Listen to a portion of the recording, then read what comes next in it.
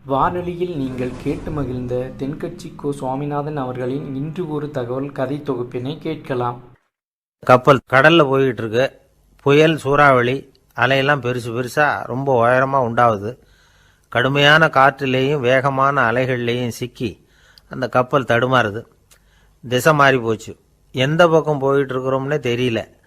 அந்த கப்பலை செலுத்திக்கிட்டு இருந்த மாலுமி ரொம்ப சாமர்த்தியமா செயல்பட்டார். தன்னுடைய அறிவாற்றலையும் திறமையையும் முழுமையாக பயன்படுத்தினார். அந்த கப்பலை கட்டுப்படுத்தினார். மெதுவாக அந்த சூறாவளியிலிருந்து கப்பலை காப்பாற்றி கரைக்கு கொண்டுட்டு வந்து சேர்த்துட்டார். மாலுமின்னு ஒருத்தர் இருந்ததுனால அந்த மரக்கலம் காப்பாற்றப்பட்டது. மாலுமின்னு ஒருத்தர் இல்லைன்னு வச்சுக்கோங்க, அந்த கப்பலோட கதி என்னவா இருக்கும் யோசிச்சு பாருங்க. ஒரு கோபக்காரனுடைய நிலைமையும் அப்படித்தானா. கோபக்காரன்கிறவன் ஒரு மாலுமி இல்லாத மரக்கலம் அப்படிங்கிறார் நபிகள் நாயகம். கொந்தளிக்கிற கடல்ல கொடுமையான அலைகளின் உச்சியில அல்லல் படுகிற மரக்கலத்தை விட மோசமானது கோபக்காரனின் நிலைமை அப்படிங்கிறது அவருடைய கருத்து.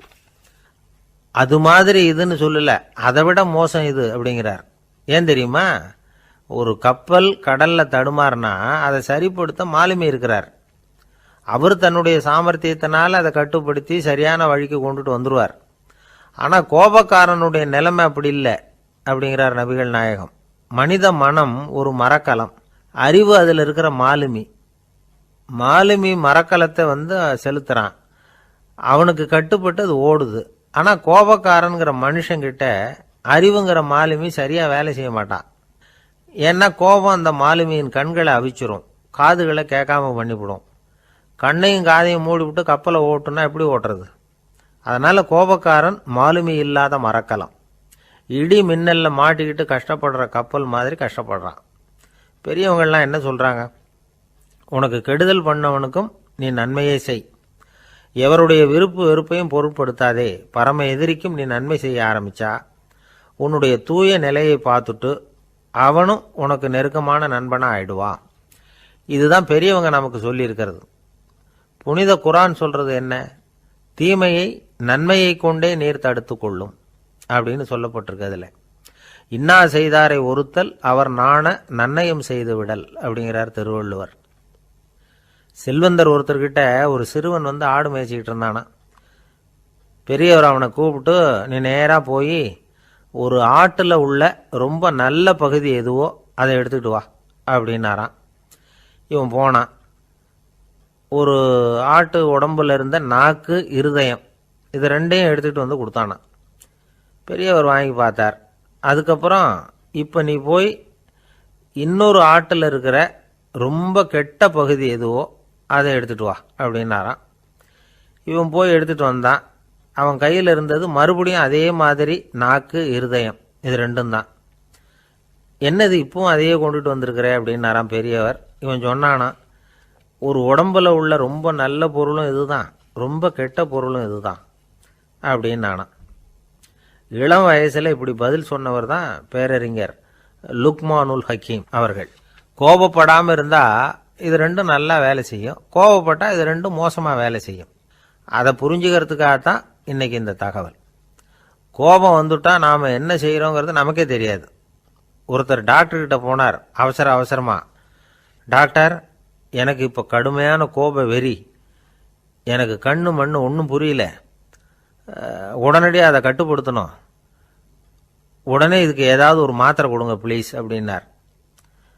அந்த டாக்டரும் உடனே ஒரு மாத்திரையை கொடுத்து, இதை உடனே போடுங்க, நான் தண்ணி கொண்டுட்டு வரேன்னு உள்ளே போனார். தண்ணியோடு திரும்பி வந்தார். இவர் சொன்னார், டாக்டர், நீங்கள் கொடுத்த மாத்திரை ரொம்ப பெருசாக இருந்தது, இருந்தாலும் கஷ்டப்பட்டு முழுங்கிட்டேன்னார். டாக்டர் சந்தேகத்தோட மேசையை பார்க்குறார். பார்த்தா மாத்திரை அங்கேயே இருக்குது, பேப்பர் வெயிட்டை காணல. தானத்தில் சிறந்தது எது அப்படின்னு ஒரு கேள்வியை கேட்டு, தானத்தில் சிறந்தது நிதானம் அப்படின்னு அதுக்கு ஒரு பதிலும் சொல்கிறவங்க உண்டு. நிதானம் ரொம்ப அவசியம். அதுவும் இன்றைய உலகத்துக்கு ரொம்ப அவசியம். இன்றைக்கி உலகம் ரொம்ப பரபரப்பாக போய்கிட்டு இருக்குது. பொறுமையாக இருக்கணும்னு நினைக்கிறவங்களால கூட அப்படி இருக்க முடியறதில்ல. பொறுமையை சோதிக்கிறது மாதிரி பல சம்பவங்கள், அதையெல்லாம் சந்திச்சே தீர வேண்டியிருக்குது. எங்கே போனாலும் க்யூவில் நிற்க வேண்டியிருக்குது, எங்கே போனாலும் காத்துக்கிட்டு இருக்க வேண்டியிருக்கு. ஆஃபீஸ்லேயோ வீட்லேயோ கூட நீங்கள் நிதானமாக பொறுமையாக நடந்துக்க தெரியலன்னா உங்களுக்கு சிடுமூஞ்சி, முசுடு, இப்படிலாம் பேர் வச்சுருவாங்க. அது உங்களுக்கு தேவையா? சரி, வாழ்க்கையில் பொறுமைசாலின்னு பேர் வாங்கிறதுக்கு என்ன வழி? முதல் பாயிண்ட், நீங்கள் நினைக்கிறது, எதிர்பார்க்கறது, செய்கிறது எல்லாமே 100% கரெக்டாக நடக்கணும்னு ஆசைப்படக்கூடாது.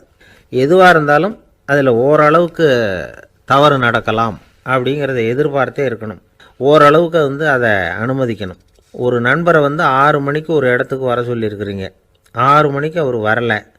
உடனே பொறுமை இழந்து நடந்துக்கக்கூடாது.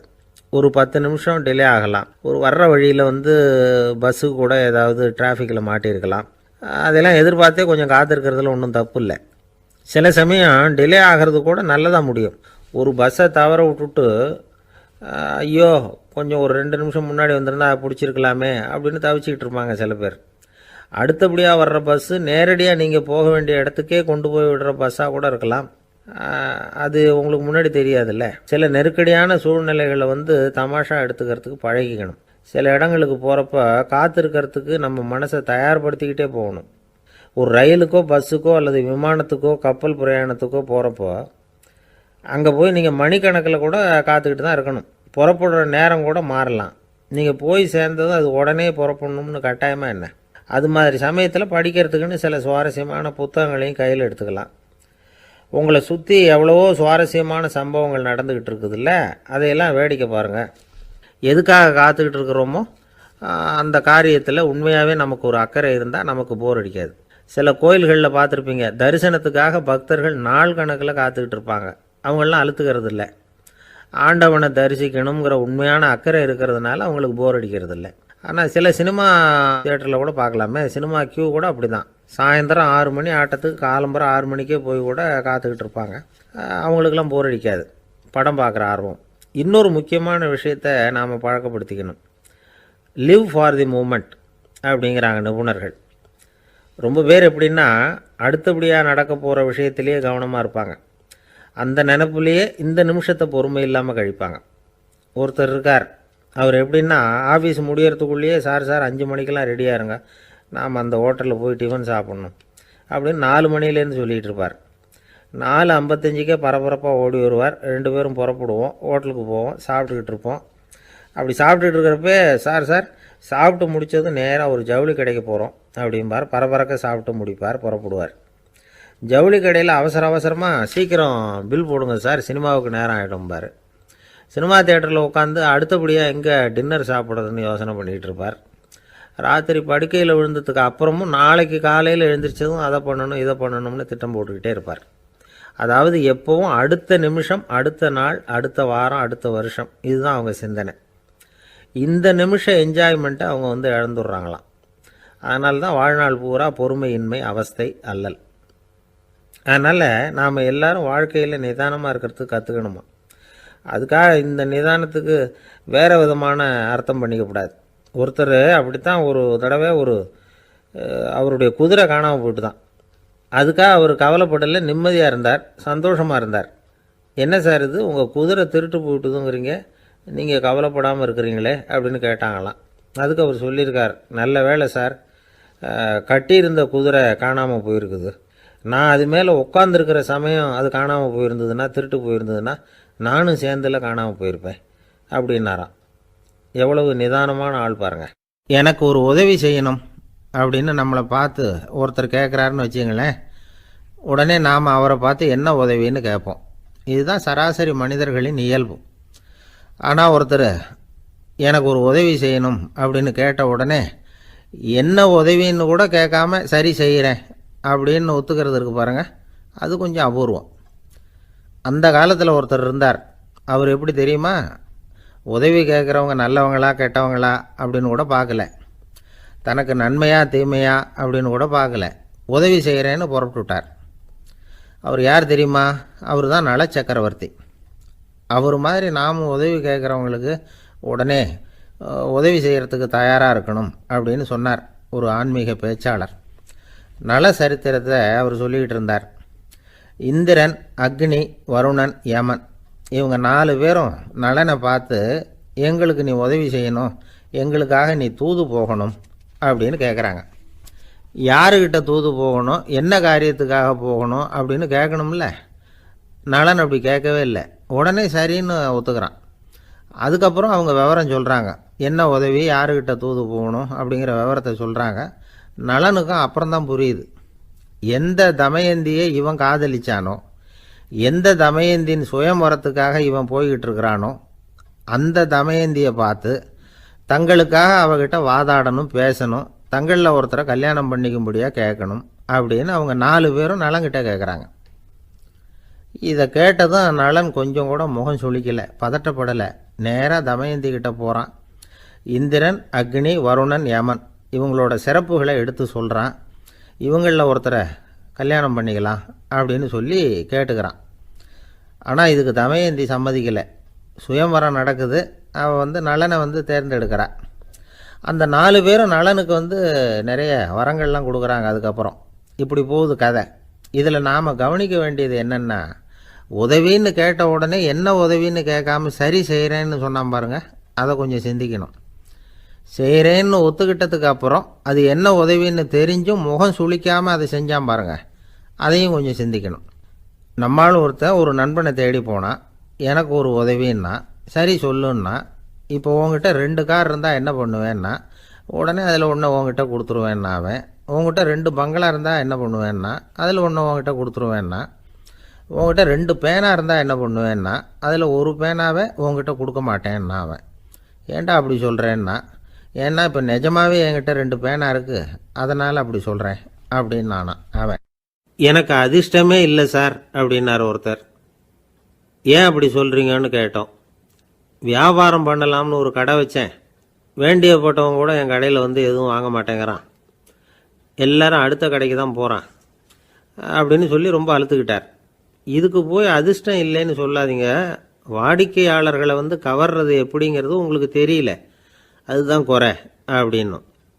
சார் உங்களுக்கு தெரிஞ்ச அந்த ரகசியத்தை எனக்கும் கொஞ்சம் சொல்லி கொடுங்களேன் அப்படின்னார். சரி உங்கள் காதை இப்படி கொடுங்க அப்படின்னு சொல்லி அது சம்பந்தமாக பெரிய வல்லுநர்கள் சொல்லியிருக்கிற கருத்துக்களை அவர்கிட்ட சொல்ல ஆரம்பித்தோம். அதாவது இந்த வாடிக்கையாளர்களை கவர்றதுக்கு வல்லுநர்கள் பல ஆலோசனைகளை ஏற்கனவே சொல்லி வச்சுருக்கிறாங்க. அது சம்பந்தமாக அனுபவப்பட்டவங்க, அதை தெரிஞ்சு வச்சுக்கணும். அதாவது கடை வச்சுருக்கிறவங்க எல்லாரும் இதை கொஞ்சம் காதில் வாங்கி வச்சுக்கணும்.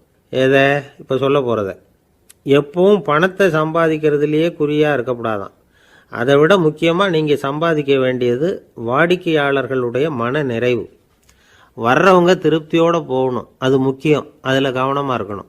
கடைக்கு வர்ற ஒருத்தர் ஏதாவது ஒரு குறை சொல்கிறாருன்னு வச்சுங்க, அதை அலட்சியப்படுத்தக்கூடாது, ரொம்ப அக்கறையோடு அதை காது கொடுத்து கேட்கணும். அப்படியா சார், அதை நான் அவசியம் கவனிக்கிறேன் அப்படின்னு சொல்லணும்.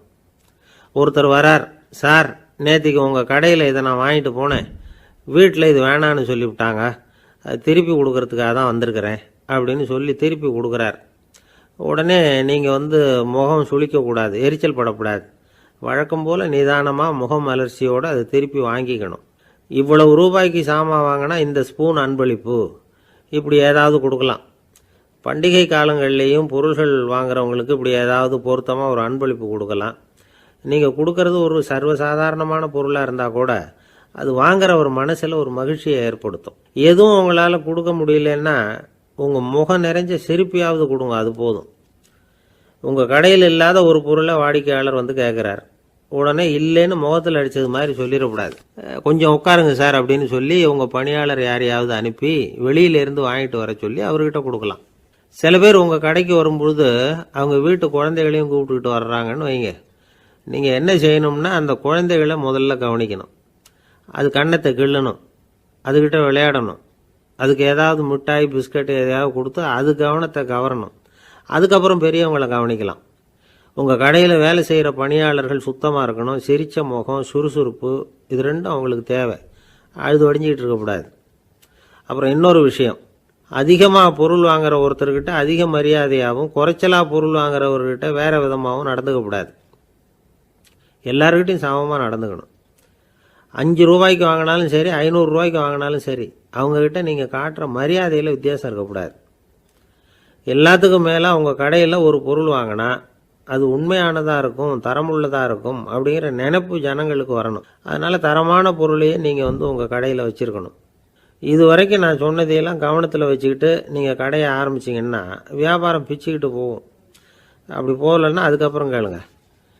ஏன்னா இந்த யோசனைகள்லாம் அனுபவப்பட்டவங்க சொல்லியிருக்கிற யோசனைகள்.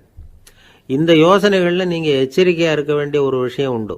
அது என்னங்கிறதையும் தெரிஞ்சு வச்சுக்கிறது நல்லது. என்னுடைய நண்பர் ஒருத்தர் வந்தார். சார், உங்கள் யோசனையை கேட்டதுனால நான் ஒரு அறை வாங்கினது தான் மிச்சம்னார். என்ன ஆச்சுன்னு கேட்டேன். எங்கள் கடைக்கு ஒரு பெரிய அம்மா குழந்தைய தூக்கிட்டு வந்தாங்க சார். உங்கள் யோசனைப்படி அந்த குழந்தையோட கன்னத்தை கிள்ளணும்னு முயற்சி பண்ணினேன். திடீர்னு அந்த நேரம் பார்த்து அந்த குழந்தை தலையை குனிஞ்சிக்கிட்டுது. என் கையை குழந்தையோட கன்னத்துக்கு பதிலாக அது தூக்கிட்டு வந்தவங்க கன்னத்தை கிள்ளி விட்டுது. அதுதான் இப்படி ஆயிட்டுது அப்படின்னார் கன்னத்தை தடவிக்கிட்டே. ஒரு நாள் காலை நேரம் ஒரு குரு படுக்கையை விட்டு எழுந்திருக்கிறார். உடனே சீடர்களை பார்த்து எல்லாரும் இப்படி வாங்கங்கிறார். எல்லாரும் வர்றாங்க வேகமாக. என்னங்க வேணும் உங்களுக்கு அப்படிங்கிற மாதிரி எல்லாரும் குருவை பார்த்தாங்க பயபக்தியோட. குரு அந்த சீடர்களை பார்த்து, இதை பாருங்கள், இப்போ நான் ஒரு சிக்கலான விவகாரத்தில் மாட்டிக்கிட்டு இருக்கிறேன், அதை நீங்கள் தீர்த்து வச்சா நல்லதுன்னார். சீடர்களுக்கு ஒன்றும் புரியல. என்ன இது இவர் இப்படி சொல்கிறாரு? நமக்குள்ள எல்லா விவகாரங்களையும் தீர்த்து வைக்கிறவர் நம்ம குருநாதர். அவருடைய விவகாரத்தை நாம் தீர்த்து வைக்கிறதா? ஆச்சரியமாக இருக்குதே, குருநாதருக்கே சிக்கலா அப்படின்னு யோசனை பண்ண ஆரம்பித்தாங்க. இருந்தாலும் ரொம்ப பணிவாக கேட்டாங்க. சுவாமி, உங்களுக்கே சிக்கலா? இந்த உலகத்து சிக்கல்களுக்கும் சிரமங்களுக்கும் அப்பாற்பட்டவர் அல்லவா தாங்கள்? அப்படிப்பட்ட உங்களுக்கு சிக்கல்னா அது எப்படி அப்படின்னாங்க. எனக்கு ஏற்பட்டிருக்கிற சிக்கல் அவ்வளவு பெருசு, ரொம்ப பெரிய விவகாரம் அது அப்படின்னார் குரு. கொஞ்சம் விவரமாக சொல்லுங்க அப்படின்னாங்க இவங்க. இப்போ அந்த குரு விவரத்தை சொன்னார். அதாவது நேற்று ராத்திரி நான் ஒரு கனவு கண்டேன். அந்த கனவில் நான் ஒரு பட்டாம்பூச்சியாக மாறிட்டேன். அப்படி மாறி ஒவ்வொரு மலராக பறந்து போய் உட்காந்து தேன் சாப்பிட்டேன் அப்படின்னார். சீடர்கள் இதை கேட்டதும் ரொம்ப திகைச்சு போயிட்டாங்க. என்ன இது ஒரு பெரிய பிரச்சனையா? ஒரு சாதாரண கனவு கண்டதுக்காகவா இந்த காலை வேளையில் நம்மளையெல்லாம் குருநாதர் இவ்வளவு அவசரமாக கூப்பிட்டுருக்கார் அப்படின்னு நினச்சாங்க. இருந்தாலும் கேட்டாங்க, இதில் என்ன சிக்கல் சுவாமி? கனவுங்கிறது எல்லாருக்கும் வரத்தானே செய்யும் அப்படின்னார் ஒரு சீடர். சீடர்களே, பிரச்சனை அது இல்லை. நான் இன்னைக்கு காலையில் கண்ணு முழிச்சு பார்த்தப்போ நான் நானாக மறுபடியும் மாறிட்டேங்கிறத தெரிஞ்சுக்கிட்டேன்.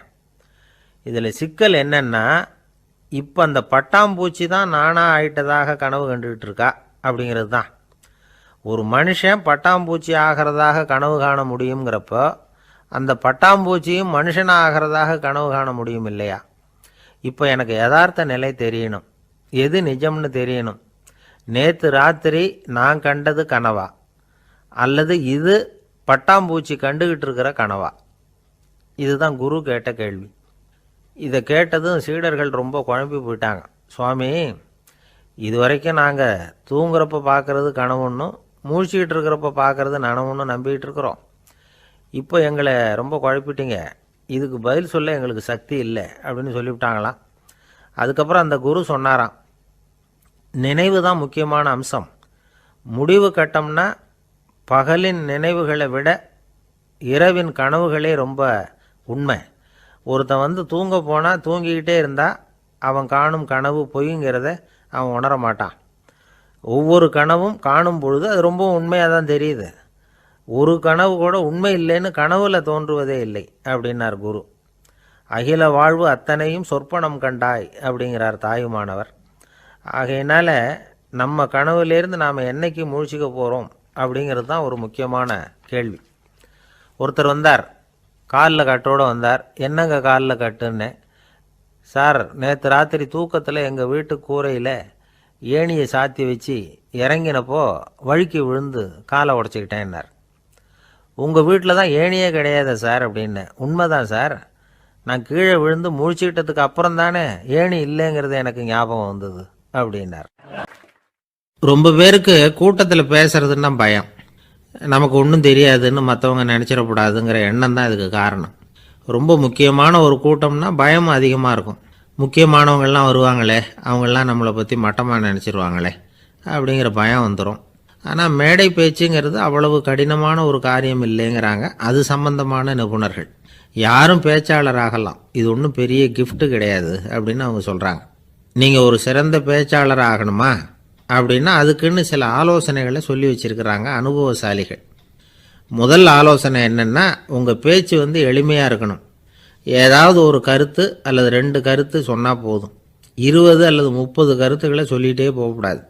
2வது ஆலோசனை, நீங்கள் என்ன பேச போகிறீங்கிறது முதல்ல உங்களுக்கு நல்லா புரியணும். அதுக்கப்புறம் தான் அதை அடுத்தவங்களுக்கு புரிய வைக்க முடியும்.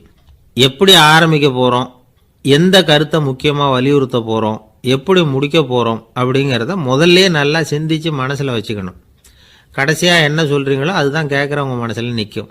3வது ஆலோசனை என்னென்னா, உங்கள் பேச்சு சுருக்கமாக இருக்கணும்.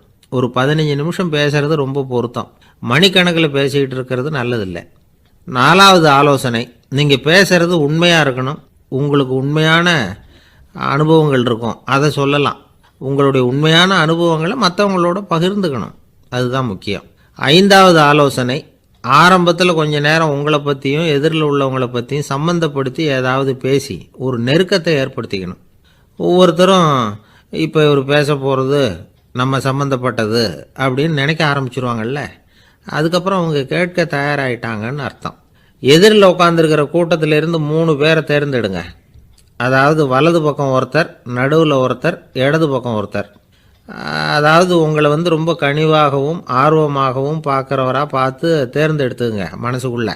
நீங்கள் பேசும்பொழுது என்ன பண்ணணும்னா, இவங்களை நேருக்கு நேராக மாறி மாறி பார்த்துக்கிட்டே பேசுனீங்கன்னா நீங்கள் ஏதோ ஒட்டுமொத்த கூட்டத்தையும் பார்த்து பேசுகிறதாக ஒரு உணர்வு அது ஏற்படுத்திவிடும். 6வது ஆலோசனை என்னென்னா, சொற்பொழிவுன்னா நீங்கள் பேசணும், படிக்கக்கூடாது. எழுதி படிக்கிறது நல்லா இருக்காது. குறிப்புகள் வேணும்னா வச்சுக்கலாம். படிக்கிறது பேப்பர்லேருந்து வர்றது மாதிரி இருக்கும், பேசுறது இதயத்திலேருந்து வர்றது மாதிரி இருக்கும். அப்புறம் 7வது ஆலோசனை சொல்கிறாங்க. அது என்னென்னா, மேடையில் ஏறி நின்ன உடனே இயல்பாக மூச்சை இழுத்து விட்டுங்க, இயல்பு நிலைக்கு வாங்க, அதுக்கப்புறம் இயல்பாக பேச ஆரம்பிக்கலாம் அப்படிங்கிறாங்க. இவ்வளவும் பேச்சு கலையில் வல்லுநர்களாக இருக்கிறவங்க சொல்லுகிற ஆலோசனைகள். இதையெல்லாம் கடைபிடிச்சா நமக்கும் அதுக்கும் வெகு தூரம்னு நினச்சிக்கிட்டு இருந்த ஒன்று இப்போ கிட்டத்தில் நெருங்கி வந்துடும். நாம் சொல்கிறபடியெல்லாம் அது கேட்கும். ஒரு பேச்சாளர், அவருக்கு சுருக்கமாகவே பேச தெரியாது. மேடையில் ஏற்றி விட்டுவிட்டா போதும், ஆரம்பிச்சிருவார், நிறுத்த மாட்டார், பேசிக்கிட்டே இருப்பார். ஒரு தடவை அவர் ஒரு கூட்டத்தில் ரொம்ப நேரம் பேசிக்கிட்டே இருக்கிறார். எதிரில் பொறுமை இழந்த ஒருத்தர் தன்னுடைய கை கடிகாரத்தை காட்டினார். அதை கவனித்த பேச்சாளர், மன்னிக்கணும், கை கடிகாரம் நான் கொண்டுகிட்டு வர மறந்துட்டேன், அதுதான் நேரம் போனதே தெரியல அப்படின்னு சொல்லியிருக்கிறார். இதுக்கு அவர் சொன்னாராம் கோபமாக, ஏய்யா கடிகாரத்தை தான் பார்க்க முடியல, மறந்துட்டேன், பக்கத்தில் மாட்டியிருக்கிற கேலண்டரையாவது பார்க்கக்கூடாதா அப்படின்னாராம். ஒரு நண்பர், சினிமா படம் தயாரிக்கிறவர், அவர்கிட்ட ஒரு நாள் பேசிக்கிட்டு இருந்தேன். அது எப்படி சார், நீங்கள் எடுக்கிற எந்த படமும் கையை கடிக்காத அளவுக்கு எடுத்துடுறீங்களே, அது எப்படின்னு கேட்டேன். அது ஒன்றும் பெரிய விஷயம் இல்லை சார். பெண்களுக்குன்னு சில உருக்கமான காட்சிகள், இளைஞர்களுக்குன்னு சில நடனங்கள், அடிதடி காட்சிகள், அப்புறம் வயசானவங்களுக்குன்னு சில ஆன்மீக காட்சிகள், சின்ன பிள்ளைங்களுக்கு சிரிப்பு, இப்படி எல்லாமும் சேர்த்து நான் படம் எடுக்கிறேன். மசாலா படம்னு பேர். இது ரொம்ப பெருசாக இல்லைன்னாலும் ஓரளவுக்கு சுமாராக ஓடிடும், கையை கடிக்காது அப்படின்னார். இது ஒரு உத்தி. சில பத்திரிகை ஆசிரியர்களும் இந்த உத்தியை கையாளுறது உண்டு. இந்த உத்திக்கு பார்னம் உத்தி அப்படின்னு பேர், பார்னம் எஃபெக்ட் அப்படின்னு சொல்லுவாங்க. அதாவது ஃபீனியஸ் டி பார்னம் அப்படின்னு ஒருத்தர் அமெரிக்காவில் இருந்தாராம். அதாவது 19ஆம் நூற்றாண்டில் அமெரிக்காவில் கொடிகட்டி பறந்த ஒரு சர்க்கஸ் நிறுவனத்தின் அதிபர் அவர். இந்த உலகத்தில் ஒவ்வொரு நிமிஷமும் ஒரு ஏமாளி பறந்துக்கிட்டே இருக்கிறான் அப்படிங்கிறது அவருடைய சித்தாந்தம். ஒவ்வொருத்தரையும் திருப்திப்படுத்துகிற அளவுக்கு அம்சங்களை கொஞ்சம் கொஞ்சமாக கலந்து கேளிக்கை நிகழ்ச்சிகளை நடத்தினது தான் அவருடைய மகத்தான வெற்றிக்கு காரணம். அதனால் அந்த உத்தியை யார் கடைப்பிடிச்சாலும் சரி, அதுக்கு பார்னம் உத்தி அப்படின்னு பேர் வந்துட்டுது. ஜோசியம் சொல்கிறவங்களுக்கும் இந்த உத்தி தான் கை கொடுக்குது. ஒரு விஷயத்தை ஒருத்தருடைய கோள் நிலைகள் அல்லது கையெழுத்து நிரூபிக்கிறதாக அவர்கிட்ட சொன்னால் அதை அவர் நம்பிவிடுவார். ஆனால் அந்த விஷயம் நல்லதாக இருக்கணும், நேர்மையானதாக இருக்கணும், அதாவது பாசிட்டிவாக இருக்கணும். 8ஆம் இடத்துல குரு, 9ஆம் இடத்துல சனி, நீங்கள் ஒரு பெரிய மேதை தான் அப்படின்னு சொல்லுவாங்க. கேட்குறவங்களுக்கு அதை மறுக்கிறதுக்கு மனசு வராது. அப்படி சொல்லும் பொழுது கூடவே என்ன கொஞ்சம் முன்கோபம் அதிகமாக இருக்கும், இருந்தாலும் அது உடனே மறைஞ்சிரும் அப்படின்னு சில அற்ப விஷயங்களையும் சொன்னாலும் அதையும் சரிதான்னு சொல்லி ஒத்துக்குவாங்க. ஆளுமையை எடை போடுகிற ஒரு நிறுவப்பட்ட உத்தியின் மூலமாக தன்னுடைய குணாதிசயங்கள் கண்டுபிடிக்கப்பட்டதாக அவர் நம்புறது தான் இதுக்கு காரணம். இந்த மாதம் பணத்தட்டுப்பாடு கொஞ்சம் இருக்கும், உடம்புல ஏதாவது கொஞ்சம் அசௌகரியம் இருக்கும், வீட்டுக்குள்ளே லேசாக மனஸ்தாபம் வரலாம், இது மாதிரி பொதுப்படையாக சிலதை சொன்னாலே போதும், மக்களை நம்ப வச்சுடலாம். இதெல்லாம் நமக்கு மட்டும்தான் ஏற்படுது அப்படின்னு சொல்லி அவங்க நினைக்கிறது தான் காரணம். இதுதான் பாரணம் உத்திங்கிறது. மனிதர்கள் பாராட்டுக்களை விரும்புகிறதும் விமர்சனங்களை வெறுக்கிறதும் பாரணம் உத்தியின் அடுத்த கூறு. அதனால் ஒருத்தருக்கு ஜோசியம் சொன்னாலும் சரி, அவருடைய ஆளுமையை மதிப்பிடுறதாக இருந்தாலும் சரி, அவரை புகழற மாதிரி இருந்தாலும் சரி, அப்படி இருந்தால் தான் அது சரியாக இருக்கும். சாதகமான விஷயங்களை அதிகமாகவும் பாதகமான விஷயங்களை நாசூக்காகவும் சொன்னால் மக்கள் அதை நம்பிவிடுவாங்க. ஒருத்தரை கருமின்னு சொன்னால் ஏற்றுக்க மாட்டார். அதையே கொஞ்சம் மாற்றி நீங்கள் கொஞ்சம் சிக்கனமான ஆசாமி அப்படின்னு சொன்னால் நீங்கள் சொல்கிறது சரிதான் சார் அப்படிம்பார். நீங்கள் பெரிய செலவாளி தான், இருந்தாலும் நல்ல விஷயங்களுக்கு தான் செலவழிப்பீங்க அப்படின்னு சொல்லணும். இப்படி இந்த பாரணம் உத்தியை கடைப்பிடிச்சி இன்றைக்கி வெற்றிகரமாக காலம் தள்ளுறவங்க நிறைய பேர் இருக்கிறாங்க. இந்த உலகத்தில் ஒவ்வொரு நிமிஷமும் ஒரு ஏமாளி பறந்துக்கிட்டே இருக்கிறான் அப்படிங்கிறது தான் ஃபீனியஸ் பார்னம் அவர்களுடைய நம்பிக்கை. அதை விட அடுத்தவங்களை ஏமாளியாக நினைக்கிற மனுஷர்கள் தான் இன்றைக்கி உலகத்தில் ரொம்ப அதிகம். ஒருத்தர் தன்னுடைய மேலதிகாரிகிட்ட போய், ஐயா ஒரு நாள் லீவு வேணும், என் தங்கச்சிக்கு கல்யாணம் அப்படின்னார். அவர் பார்த்தார், ஒரு 10 நிமிஷம் வெளியில் இருங்கன்னார். 10 நிமிஷம் கழித்து கூப்பிட்டார், இதை பாருங்கள், நீங்கள் சொல்கிறது பொய், இப்போ உங்கள் தங்கச்சிக்கு ஃபோன் பண்ணேன், அவங்க தனக்கு 2 வருஷத்துக்கு முன்னாடியே கல்யாணம் ஆகிட்டதாக சொல்கிறாங்க அப்படின்னார். உடனே இவர் சொன்னார், சார் இப்போ நீங்கள் சொல்கிறதும் பொய்யாக தான் இருக்கணும், ஏன்னா நிஜமாக எனக்கு ஒரு தங்கச்சியே கிடையாது அப்படின்னார். நாட்டில் நல்லவங்க ஒருத்தர் 2 பேர் இருக்கிறதுனால தாங்க மழையே பெய்யுது அப்படின்னு சொல்கிறது உண்டு. நல்லார் ஒருவர் உளரேல் அவர் பொருட்டு எல்லாருக்கும் பெய்யும் மழை. சில சமயம் ரொம்ப பேர் திடீர்னு நல்லவங்களாக ஆகிடுவாங்க போல இருக்குது. அதனால தான் விடாமல் பேய் மழையாக கொட்டி தீர்த்துடுது. எல்லாரும் நல்லவங்களாகிட்டால் உலகமே தாங்காது போல இருக்கே. அப்பப்போ ஒருத்தர் 2 பேர் நல்லவங்களாகணும், அப்போ தான் சீராக மழை பெய்யும். மாதத்துக்கு 3 பேர் நல்லவங்களானா மாதம் மும்மாரி பொழியும். இதெல்லாம் வேடிக்கை பேச்சு. இப்போ இதெல்லாம் ஒரு பக்கம் இருக்கட்டும், இப்போ விஷயத்துக்கு வருவோம். ஒரு கும்பலில் நல்லவன் யார் அப்படிங்கிறத எப்படி கண்டுபிடிக்கிறது? இதுக்கு ஒரு வேடிக்கை கதை உண்டு. என்னுடைய நண்பர் ஒருத்தருக்கு அவங்க பாட்டியம்மா சொன்ன கதையாக அது. அது என்ன கதைன்னா, ஒரு ஊரில் ஒரு சமயம் பலமான மழை பெய்ய ஆரம்பிச்சுட்டு தான். இடி மின்னல் ரொம்ப கடுமையாக இருந்திருக்குது. ஆரம்பித்த மழை வர வர கடுமையாக ஆகிட்டு இருக்குதே தவிர நிற்கிற பாடாக தெரியல. ஊர் ஜனங்கள்லாம் பார்த்தாங்க. இதுக்கு மேலேயும் வீட்டுக்குள்ளே இருந்தால் ஆபத்துங்கிறத புரிஞ்சுக்கிட்டாங்க. ஏன்னா வீடெல்லாம் இடிஞ்சி விழுந்துருமோங்கிற பயம். உடனே எல்லாரும் புறப்பட்டு ஊருக்கு பொதுவாக இருந்த ஒரு மண்டபத்தில் போய் தங்கிக்கிட்டாங்க. மின்னல் கடுமையாக இருந்தது. இடி எந்த நேரத்துலையும் விழலாம்ங்கிற நிலைமை. எப்போ விழலாம்னு பார்த்துக்கிட்டு இருக்குது. அந்த மண்டபத்தில் இருந்த ஜனங்கள் மனசுக்குள்ளே ஒரு பயம். நம்ம கூட்டத்தில் யாராவது ஒரு கெட்டவன் பாவம் பண்ணவன் இருந்தால் கூட இடி இந்த மண்டபத்தில் விழுந்துரும், அது எல்லாருக்கும் ஆபத்து அப்படின்னு நினச்சாங்க. சரி, இதுக்கு என்ன பண்ணலாம் அப்படின்னு யோசனை பண்ணாங்க. அந்த கூட்டத்தில் ஒரு பெரியவர் இருந்தார். அவர் ஒரு யோசனை சொன்னார். இதை பாருங்கள், அதுக்கு ஒரு வழி இருக்குது. அதோ எதிர்த்தாப்புல கொஞ்சம் தூரத்தில் ஒரு உயரமாக மரம் ஒன்று இருக்குது பாருங்கள். பொதுவாக இடி சுலபமாக விழறது அது மாதிரி உயரமான மரத்தில் தான். நம்ம கூட்டத்தில் இருக்கிறவங்க எல்லாரும் ஒவ்வொருத்தராக போய் அந்த மரத்தை தொட்டு விட்டு திரும்பி வந்துடணும். நம்மள பாவம் பண்ணவன் யாரோ அவன் அந்த மரத்தை தொடுற சமயத்தில் இடி விழுந்துடும், அவன் மட்டும் போயிடுவான், மண்டபத்தில் இருக்கிற நாமெல்லாம் பொழைச்சிக்கலாம் அப்படின்னு ஐடியா கொடுத்தார் அந்த பெரியவர். இது நல்ல யோசனையாக பட்டது. எல்லாரும் ஒத்துக்கிட்டாங்க. ஒவ்வொருத்தராக போய் அந்த மரத்தை தொட்டு விட்டு திரும்பி வந்தாங்க. இடி எதுவும் விழலை. இன்னமும் பாவம் பண்ண ஆசாமி அதை போய் தொடலை போல இருக்குது அப்படின்னு நினச்சிக்கிட்டாங்க. ஒவ்வொருத்தராக போகிறாங்க, எல்லாரும் போய் தொட்டுவிட்டு வந்தாச்சு. இன்னும் ஒரே ஒரு ஆசாமி தான் பாக்கி. கடைசியாக இருந்த அந்த ஆள் பயந்துட்டான். இது வரைக்கும் இடி விழலைன்னா இப்போ என்ன அர்த்தம்? இப்போ நாம தான் பாக்கி, நாம தான் தப்பு பண்ண ஆள் போல இருக்குது அப்படின்னு நினச்சிட்டான். அதனால் துணிச்சலாக போய் தொடுறதுக்கு பயந்தான், தயங்கிக்கிட்டே இருந்தான். இருந்தாலும் மற்றவங்கள்லாம் சும்மா இருப்பாங்களா, கட்டாயப்படுத்தி கழுத்தை பிடிச்சி தள்ளாத குறையா அவனை தள்ளி விட்டாங்க, போய் தொட்டுட்டு வாடான்னு. அவன் நடுங்கிக்கிட்டே போய் அந்த மரத்தை தொட்டான். அதே வினாடி ஒரு பயங்கரமான மின்னல் இடி விழுந்துட்டுது. எங்கே விழுந்தது தெரியுமா? அந்த ஆள் மேலே இல்லை, மண்டபத்தில் விழுந்தது. மண்டபத்தில் இருந்தவங்க பூரா காலி. அந்த ஒரு ஆள் மட்டும் புழைச்சிக்கிட்டான். இந்த ஒரு ஆளை காப்பாற்றுறதுக்காக தான் இடி மண்டபத்தில் விழாமல் இருந்திருக்குது. இதுதான் கதை. அதனால் நல்லவங்க எப்படியும் தப்பிச்சுக்குவாங்க அப்படிங்கிறது ஒரு நீதி. ஒருத்தன் அப்படி தான் தெருவில் நடந்து போய்கிட்டு இருந்தான், ரொம்ப நல்லவன். எதிரில் ஒருத்தன் சைக்கிளில் வந்துக்கிட்டு இருந்தான். அதில் மோதி இவன் கீழே விழுந்துட்டான். சைக்கிள்காரன் உடனே இறங்கி இவனை தூக்கி விட்டான். இவன் எழுந்திரிச்சு அவனை முறைச்சி பார்த்தான். அப்படி பார்க்காதீங்க சார், நீங்கள் ரொம்ப புண்ணியம் பண்ணியிருக்கீங்க, அதுதான் இப்போ வந்து சைக்கிளில் மோதிக்கிட்டீங்க அப்படின்றான். என்ன அப்படி சொல்கிறேன் நான்? இவன் 10 நிமிஷத்துக்கு முன்னாடி நான் லாரி ஓட்டிகிட்டு வந்தேன், அப்போ நீங்கள் எதிரில் வந்திருந்தீங்கன்னா என்ன ஆயிருக்கும் அப்படின்னானா அவன். ஒரு நாள் ஒரு 10-15 பள்ளிக்கூடத்து பிள்ளைங்க தேடிட்டு வந்தாங்க. உங்களை பார்த்துட்டு தான் போகணும், அதுக்காக தான் வந்திருக்கோம்னாங்க. என்ன விஷயம்னு கேட்டோம். நாங்கள்லாம் கூடி ஒரு முடிவு பண்ணியிருக்கிறோம், அதை உங்ககிட்ட சொல்லணும் அப்படின்னாங்க. அதுவும் ஒரு வாண்டு பையன் அதை சொன்னான். என்ன முடிவு அது அப்படின்னு கேட்டோம் ரொம்ப ஆர்வமாக. அதை இப்போ சொல்ல மாட்டோம், எங்களுக்கு பிடிக்கிற மாதிரி ஏதாவது ஒரு தகவல் சொன்னால் அதுக்கப்புறம் நாங்கள் அதை சொல்கிறோம் அப்படின்னா அந்த வாண்டு பையன். சரி, சின்ன பையன்கிட்ட இன்றைக்கி வசமாக மாட்டிக்கிட்டோம் அப்படின்னு நினச்சிக்கிட்டு அவங்களுக்கு தகுந்த மாதிரி ஒரு கதை சொல்ல ஆரம்பித்தோம். அது என்ன கதைன்னா, ஒரு பெரிய காடு, அதில் பலவிதமான மிருகங்கள். அந்த காட்டுக்கு ஒரு சிங்கம்தான் ராஜா. எப்பவும் காட்டுக்கு அது தானே ராஜா. ஒரு பெரிய யானைக்கு இது பொறுக்கலை.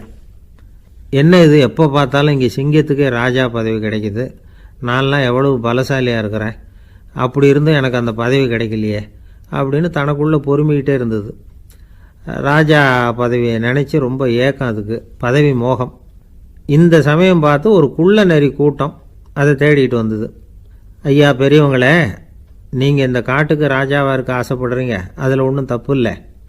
ஆனால் அதுக்கு முன்னாடி நீங்கள் எங்கள் கூட்டத்துக்கு கொஞ்ச நாள் தலைவராக இருங்க, அதாவது ராஜாவாக இருங்களேன், உங்களுக்கும் ஒரு ட்ரைனிங் கிடைச்சது மாதிரி இருக்கும் அப்படின்னு சொல்லியிருக்குது இந்த கூட்டம், குள்ள நரி கூட்டம். இதை கேட்ட உடனே யானைக்கு ரொம்ப சந்தோஷம் தாங்கலை. அதுதான் எப்போன்னு பதவிக்காக காத்துக்கிட்டு இருக்குதே. இருந்தாலும் கொஞ்சம் பிகுவோட, சரி நீங்கள்லாம் இவ்வளோ தூரம் என்னை தேடிட்டு வந்து கேட்கறதுனால மறுக்க முடியல அப்படின்னு ரொம்ப ஏதோ அவளுக்கு சிரமப்பட்டு ஒத்துக்கிறது மாதிரி ஒத்துக்கிட்டது. ஏதோ உங்கள் ஆசைக்கு கட்டுப்படுறேன், கொஞ்ச நாள் உங்கள் கூட்டத்துக்கு ராஜாவாக இருக்கிறதுக்கு சம்மதிக்கிறேன் அப்படின்னுது. உடனே அந்த யானை வந்து ராஜ நட போட ஆரம்பிச்சிட்டுது. யானை வந்து சாதாரணமாக நடந்தாவே எப்படி இருக்குங்கிறது நமக்கு தெரியும், அதுவே ராஜ நடந்தால் எப்படி இருக்கும் கற்பனை பண்ணி பாருங்கள். யானை முன்னாடி கம்பீரமாக போய்கிட்டு இருக்குது, தலைவர் இல்லையா, அதனால் குள்ள நரிகள்லாம் ரொம்ப அடக்கமாக அது பின்னாடி அணிவகுத்து போயிட்டுருக்குது. ராஜா வாழ்க, மன்னர் வாழ்க அப்படின்னு கோஷம் வேறு. யானைக்கு தலைகால புரியல, அவ்வளவு சந்தோஷம். அந்த யானைக்கு செருக்கு ஆணவம் எல்லாம் ஏற்பட்டு போச்சு. அதுக்கப்புறம் அது தரையை பார்க்குமா, நிமிர்ந்து நடக்க ஆரம்பிச்சுட்டுது. தரையை பார்க்குறதே இல்லை. அப்படி போயிட்டுருக்கிறப்போ ஒரு சதுப்பு நிலத்தில் திடீர்னு காலை வச்சுட்டுது. அவ்வளோதான், கால் உள்ளே போட்டுது. இன்னொரு காலை எடுத்து வச்சுது, அதுவும் உள்ளே போட்டுது. அந்த 2 காலையும் எடுக்கிறதுக்காக அடுத்த 2 காலையும் அழுத்திச்சு, அதுவும் உள்ளே போக ஆரம்பிச்சுட்டுது. இப்போ 4 காலம் வசமாக சேத்துல அழுந்தி போச்சு, எடுக்க முடியல. குள்ள நரிகள்லாம் அதை சுற்றி வந்தது. சிலது சுற்றி நின்று டான்ஸ் ஆட ஆரம்பிச்சுட்டுது யானையை பார்த்துட்டு. இதை யானை பார்த்தது. என்ன இது, தலைவர் நான் தவிச்சிக்கிட்டு இருக்கிறேன், தொண்டர்கள்லாம் சுற்றி நின்று வேடிக்கை பார்த்துக்கிட்டு இருக்கிறீங்க, டான்ஸ் ஆடுறீங்க அப்படின்னு கேட்டுதான். தொண்டர்களே, தலைவர் நான் தவிச்சிக்கிட்டு இருக்கிறது உங்களுக்கு தெரியலையா? இப்போ உடனே உங்கள் தலைவரை காப்பாற்ற வேண்டியது உங்கள் கடமை இல்லையா அப்படின்னு கத்துச்சான் அந்த யானை. குள்ள நரிகளில் ஒன்று முன்னாடி வந்து நின்று அந்த யானையை பார்த்து தான், தலைவரே எங்களுக்கு ரொம்ப நாளாக ஒரு ஆசை, அந்த ஆசையை நிறைவேற்றிக்கிறதுக்காகத்தான் உங்களை எங்கள் தலைவராக ஏற்றுக்கிறோம்னு சொன்னோம் அப்படின்னு தான். என்ன ஆசைன்னு கேட்டிருக்கு யானை. யானை கறி சாப்பிட்டு பார்க்கணுங்கிறது எங்களுக்கு ரொம்ப நாளாக ஆசை, அது இன்றைக்கி தான் நிறைவேற போகுது அப்படின்னு தான் அந்த நரி. இதை கேட்ட உடனே அந்த யானை அப்படியே மூர்ச்சி ஆகிட்டு தான். நரிகள்லாம் அது மேலே ஏறி குதற ஆரம்பிச்சுட்டு தான். பதவி மேலே இருந்த பேராசை அந்த பலசாலியான யானையையே மாட்டி விட்டுட்டுது பார்த்தீங்களா அப்படின்னு சொல்லி முடித்தோம் இந்த கதையை அந்த சின்ன பிள்ளைங்கக்கிட்ட. சரிங்க, இப்போ நாங்கள் உங்களை தேடி வந்த விஷயம் என்னங்கிறத சொல்லவா அப்படின்னா ஒரு வாண்டு பையன். சீக்கிரம் சொல்லு தம்பி, சஸ்பென்ஸ் தாங்கலை அப்படின்னோம்.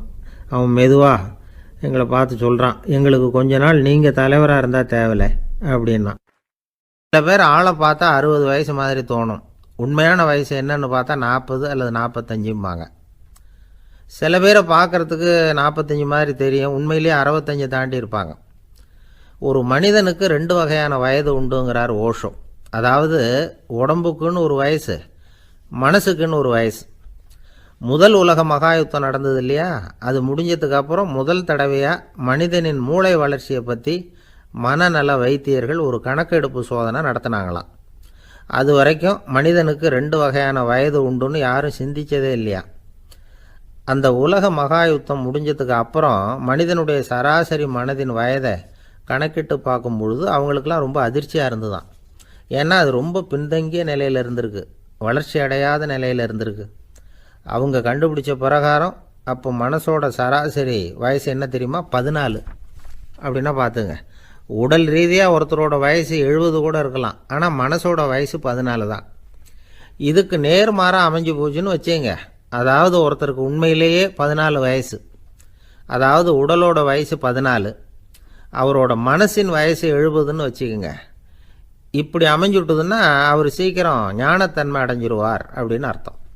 இப்போ நமக்கெல்லாம் உடம்போட வயசு மனசோட வயசு ரெண்டும் ஒன்றா இருந்துட்டால் அதுவே போதும், அதுவே பெரிய விஷயம். இப்போ எமர்சன் கிட்ட போய் ஒருத்தர் கேட்டாராம், உங்கள் வயசு என்ன அப்படின்னு. அவர் உடனே பதில் சொல்லியிருக்கார், 360 வருஷம் அப்படின்னாராம். கேட்டவர் குழம்பி போயிட்டார். அவர் என்ன சொல்கிறாரு, 360 வயசா? என்ன நம்ம காதில் தான் சரியாக விழலையா? எமர்சன் எப்பவும் உண்மையை பேசுகிற ஒரு சிறந்த அறிவாளி, அவர் இப்படிலாம் பொய் சொல்ல மாட்டாரே அப்படின்னு ஒரு யோசனை பண்ணிக்கிட்டே இவர் மறுபடியும் அவர்கிட்ட போனாராம். ஐயா, நீங்கள் சொன்னது சரியாக என் காதில் விழலை, அதனால் மறுபடியும் கேட்குறேன், உங்கள் வயசு என்ன அப்படின்னாராம். எமர்சன் மறுபடியும் சொல்லியிருக்கிறார், 360 வருஷம்னு.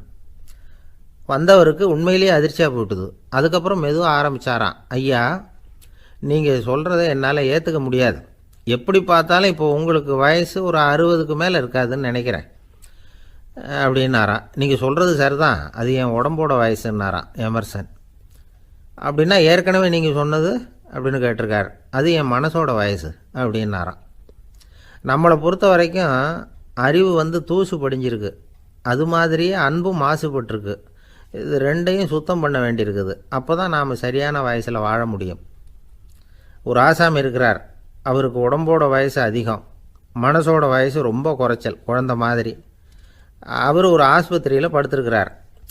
நர்ஸம்மா எல்லாருக்கும் மருந்து கொடுத்துட்டு போகிறாங்க. கொஞ்ச நேரம் கழித்து திரும்பி வந்தாங்க.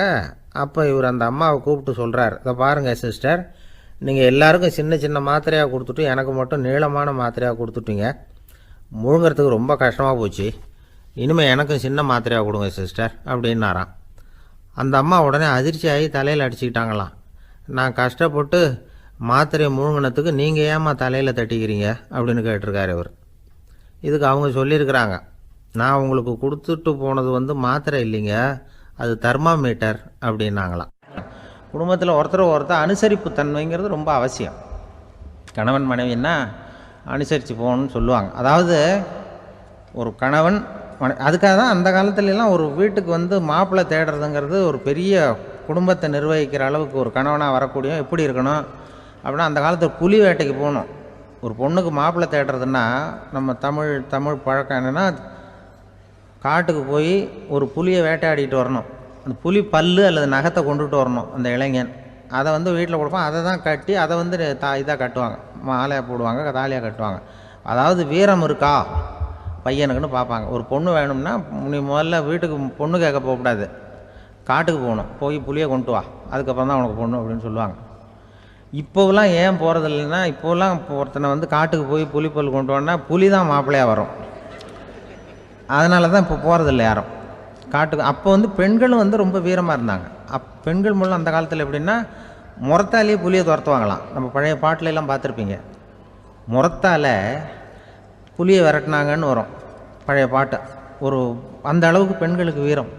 இப்போ கல்யாணம் ஆகி இந்த காலத்தில் ஒரு கணவனை விரட்டிட்டு வந்தாங்களாம் முறத்தை எடுத்துக்கிட்டு. ஒரு மனைவி அவன் பயந்துட்டு வெளில ஓடி வரான், பின்னாடி முறத்தை எடுத்துகிட்டு அந்த அம்மா ஓடி வருது. இவனை தனியாக பிடிச்சி கொண்டு போய், என்னப்பா இந்த மனைவிட்டு இப்படி பயந்து ஓடி வரையே, முறத்தால் துரத்துறா இப்படி வரையே அப்படின்னு தான் அவன் அப்படியே தடுமாறிக்கிட்டு, அதெல்லாம் ஒன்றும் இல்லை, அவன் என்னை புலியாக நினைக்கிறா அப்படின்னு ஒரு பெருமையாக சொல்லிட்டானான். அந்த காலத்தில் புலியை தான் முறத்தால் விரட்டினாங்க, இப்போ புருஷனை விரட்டுறாங்க அப்படின்னு சொல்லி. அப்படி அந்த காலத்தில் கணவனுக்கு ஒரு குடும்பத்தை நிர்வகிக்கிற திறமை இருக்கா, உடல் வலிமை தான் முக்கியம். இப்போ கூட மதுரை பக்கத்தில் ஐயாவுக்கு தெரியும், அந்த இளவட்டக்கல்லுன்னு ஒரு ஊர். இப்போ ஊர் எல்லையில் கிடக்கும். ஊர் எல்லையில் ஒரு பெரிய கல் கிடக்கும். அந்த ஊருக்கு பொண்ணு கேட்க போகிறவங்க அந்த கல்லை தலைக்கு மேலே தூக்கி காட்டணும். அப்படியே தூக்கி தலைக்கு மேலே வசதி கீழே போடணும். அந்த வலு இருந்தால் தான் நீங்கள் அந்த ஊருக்குள்ளேயே போகலாம், பொண்ணு கேட்குறதுக்கு போகலாம். இல்லைன்னா நீ திரும்பி போக வேண்டியதான். அந்த வலிமை இருக்கா மாப்பிள்ளைன்னு பார்க்குறாங்க. இளவட்ட கல்லுன்னு பேர். அப்போ என்ன பண்ணாங்கன்னா, ஒரு 1000 வருஷத்துக்கு முன்னாடி அந்த கல்லை தலைக்கு மேலே தூக்கி கீழே போடுவாங்களாம்.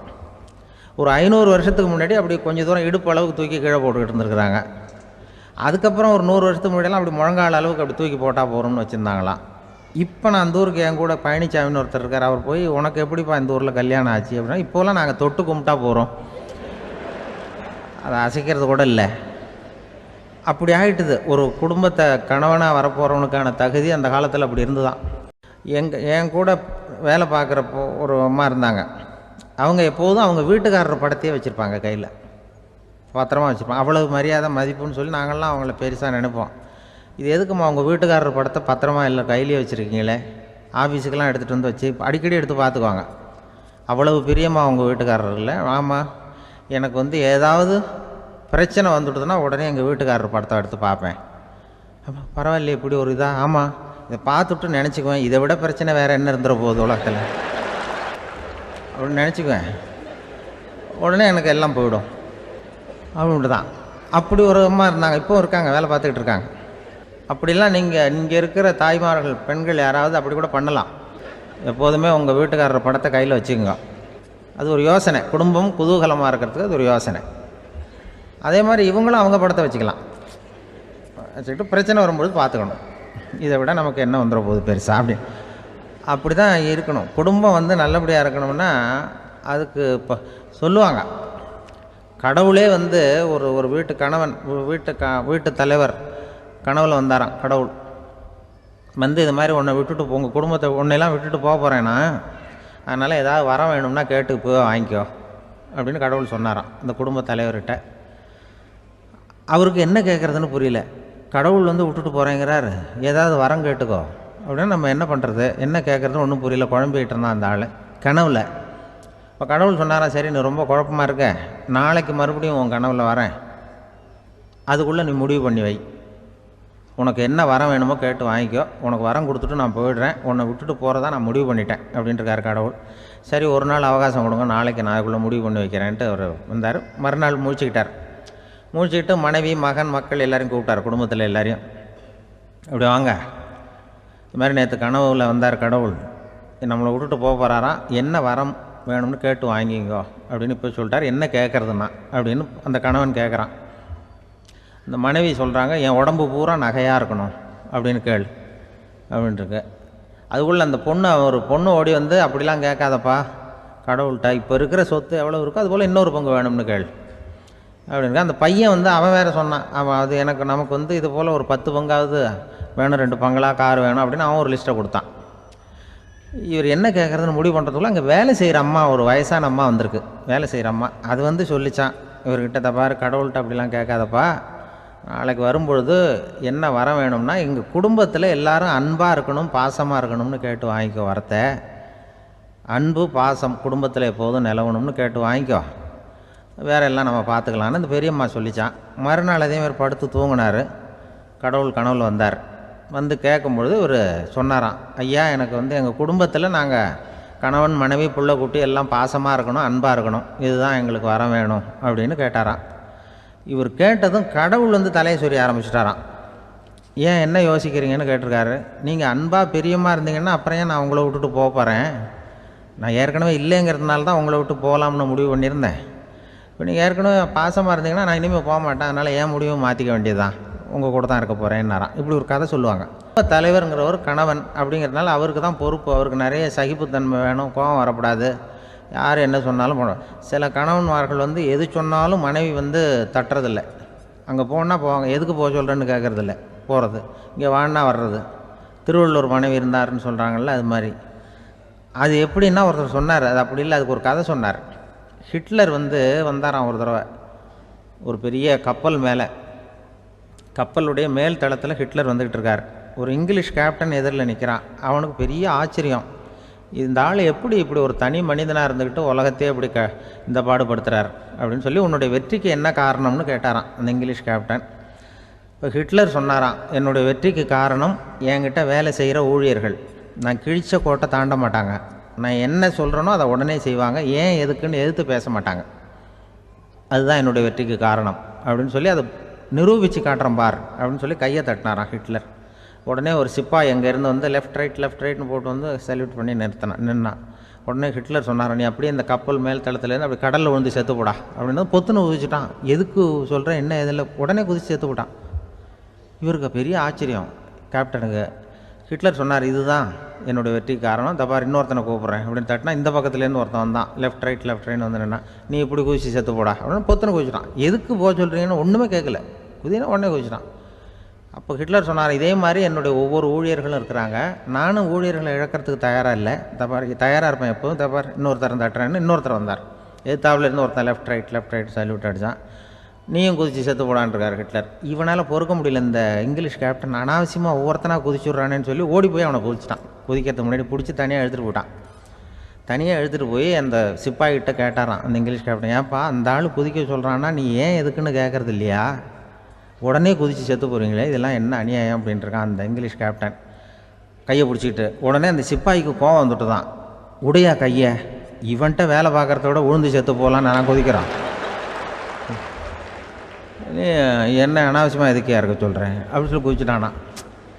அதனால் இந்த உடனே சொல்கிறத செய்கிறாங்க பாருங்கள், அவங்கள நம்பக்கூடாது.